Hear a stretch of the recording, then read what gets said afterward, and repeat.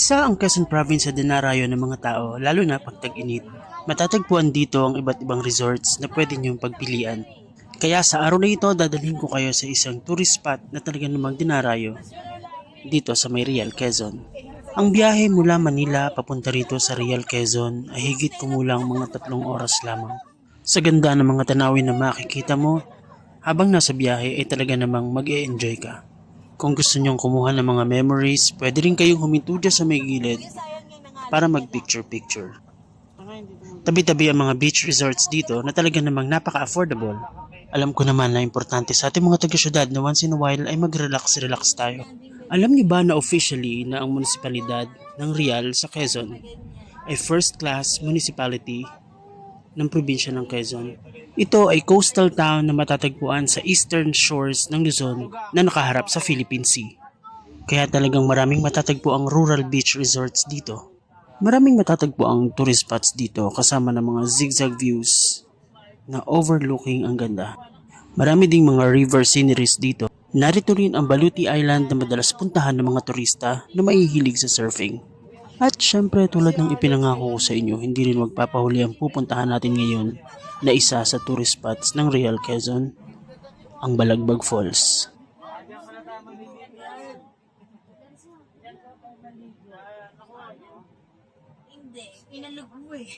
Mula sa bukana makikita na kagad ang pangalan nito. And then kailangan natin mag-stop para magbayad ng entrance fee. 40 pesos ang entrance dito para sa mga matatanda. And then yung mga batang 7 years old and below, libre. Meron din silang 20% discount para sa mga seniors. From entrance, maglalakad ka lang ng konti, mga around 5 minutes. Pero habang naglalakad, siguradong mag-e-enjoy ka kasi sa bukana pa lang, makikita mo na ang ganda ng nature. Maayos na rin ang daan dito kaya hindi na ito challenging para sa mga bata at sa mga kasama niyang seniors. Pero syempre, ingat-ingat pa rin kasi medyo madulas yung mga bato. Tulad ngayon pagpunta namin kakatapos lang ng malakas na ulan. Ganyan din yung ano eh. Minsan, di ba naka-60 frame rate? Sinasabi rin nila na ang Balagbag Falls ay isa sa mga nearest surf camp na malapit sa Metro Manila. Pagpindi mo na. And this is a two-tiered waterfall na again, short walk lang from the start of the trail. At dahil sa napakaraming puno dito, kahit tanghaling tapat, pwede ka talaga magbabad sa napakalamig nitong tubig.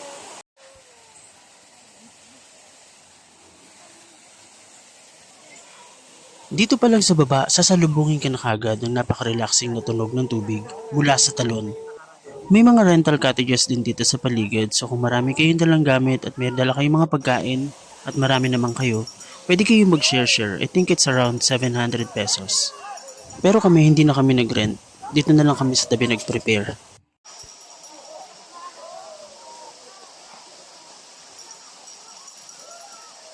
Mula dito sa baba, makikita niyo yung isa pang falls dun sa may bandang taas.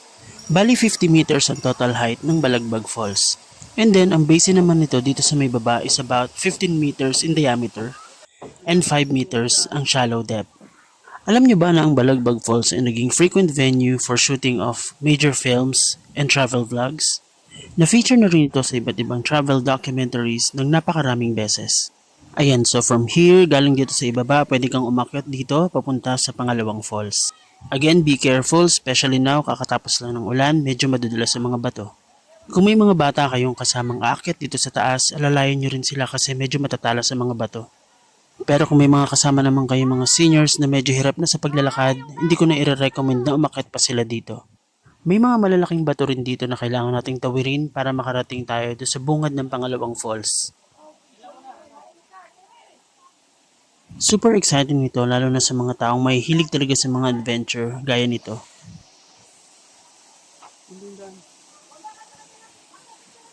Doon daan.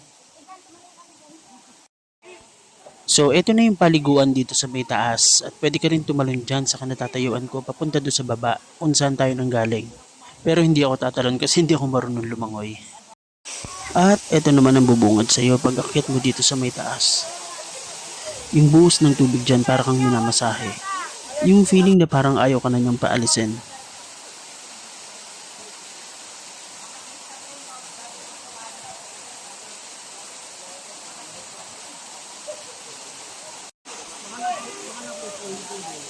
Kaya para sa mga nagpaplanong mag-swimming ngayong summer, isama nyo na rin sa bucket list nyo ang Real Quezon.